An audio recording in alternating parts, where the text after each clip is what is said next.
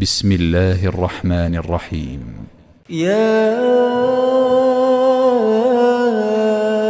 أيها الذين آمنوا أوفوا بالعقود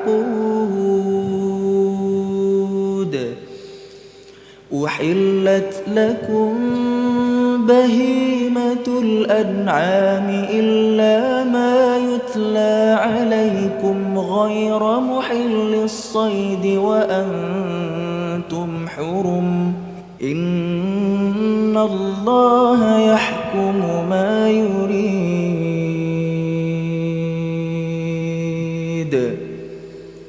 يا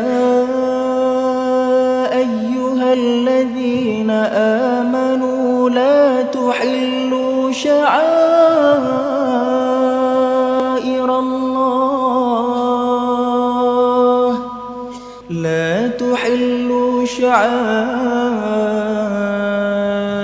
الله ولا الشهر الحرام ولا الهدي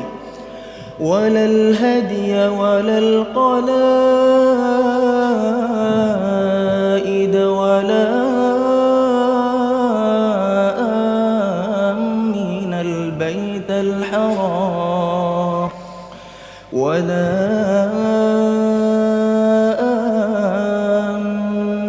البيت الحرام يبتغون فضلا من ربهم ورضوانا وإذا حللتم فاصطادوا ولا يجرمنكم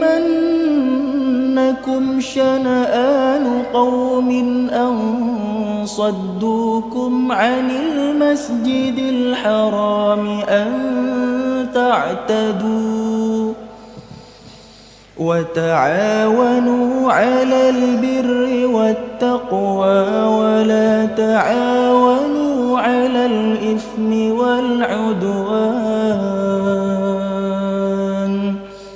واتقوا الله